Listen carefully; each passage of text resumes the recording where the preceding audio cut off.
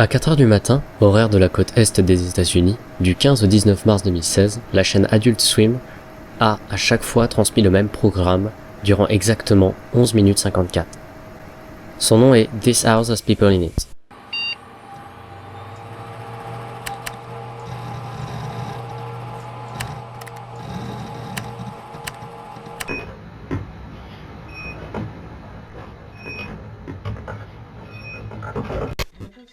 Il présente une famille filmée par des caméras de surveillance qui fera face à un événement étrange, dirigeant peu à peu l'action en un cauchemar incroyable. À chaque fois, c'était la même vidéo.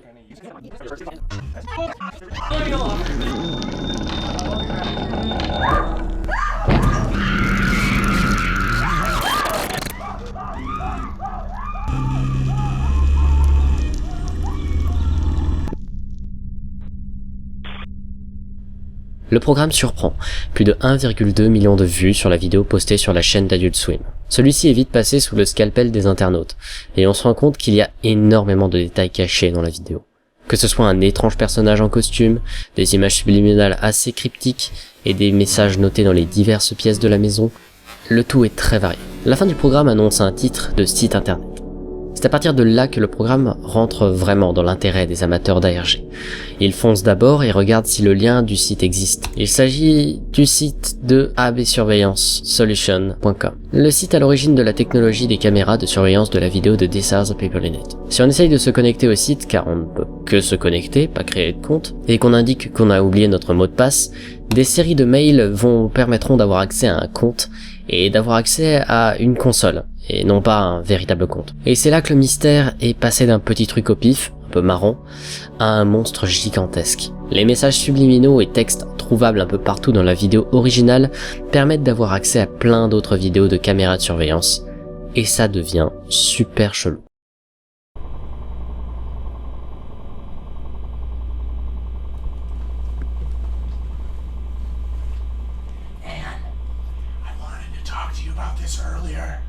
But I was really thinking you might want to think about possibly replacing all the windows in your house.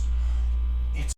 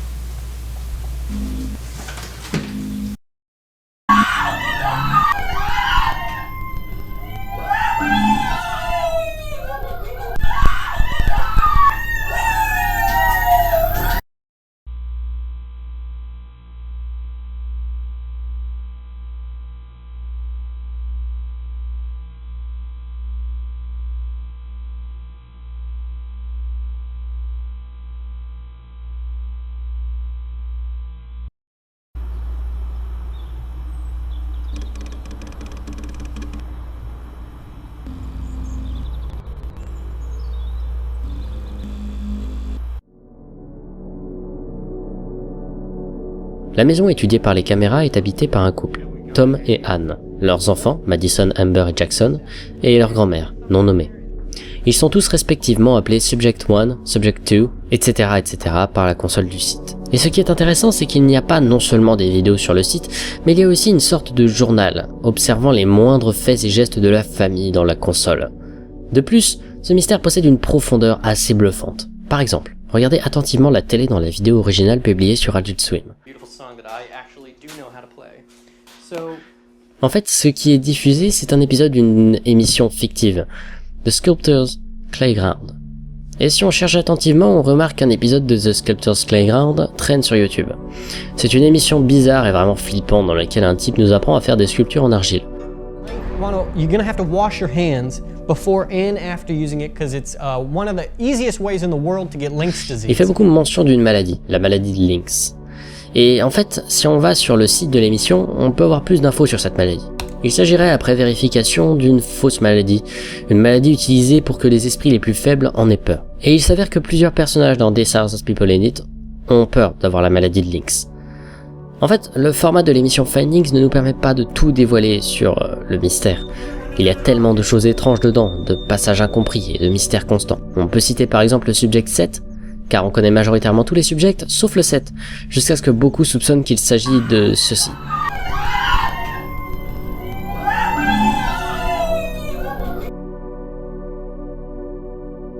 Ce truc chelou, juste effrayant. On peut aussi parler de l'obsession pour l'argile, les personnages qui mangent de l'argile par exemple. Ah d'ailleurs, le père, Tom, là il est dans un costume, celui du personnage victime Boomy the Cat, pour lequel il entretient un attachement presque obsessionnel, au point de connaître le générique par cœur par exemple. Ou encore les gens qui touchent leur visage, mais enfin... Bref, c'est compliqué. Mais ça a un sens tout ça. En effet, beaucoup de gens pensent que c'est une métaphore des mensonges généralisés, des gens qui te proposent de te soigner d'une maladie qui n'existe pas, ce genre de choses. Ça pourrait même être une sorte de critique du fonctionnement des sectes.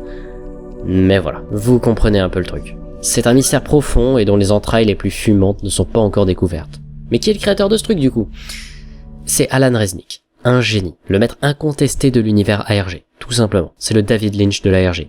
Ouais, je déconne pas. Le mec a un style tellement marqué, un sens du détail tellement puissant, il est incroyable. Vous le connaissez probablement pour la chaîne Alan Tutorial, qu'il a créée, ou la vidéo Unedited Footage of a Bear, ou aussi si vous êtes dans des trucs moins connus, ce qu'il a pu faire avec Wham Comedy. C'est un artiste qu'il faut à tout prix soutenir, car il représente beaucoup de choses que j'adore sur internet, la recherche du détail et les créations parfaites, les créations dont on ne peut rien vouloir.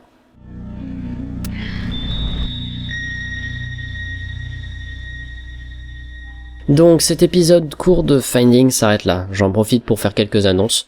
Vous aurez plusieurs autres épisodes de Findings dans le futur, vous inquiétez pas, et en ce qui concerne les creepypastas, sachez qu'il y en aura en août et une en juillet ou en juin, je sais pas.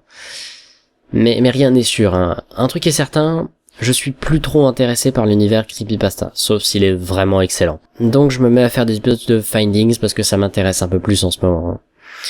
Aussi, mon album Reconstruction sort dans quelques semaines. Attendez-vous à 4 clips bizarres avec de la musique bizarre dedans, hein, où je chante aussi un peu comme une casserole. Vous allez probablement pas trop aimer l'album, je pense, mais en fait, il a été fait pour être sincère plus que sympa à écouter, en fait. C'est peut-être la raison. En tout cas, merci beaucoup et au revoir. Je vous dis à la prochaine pour le prochain épisode de Findings ou la prochaine expérience musicale. À plus.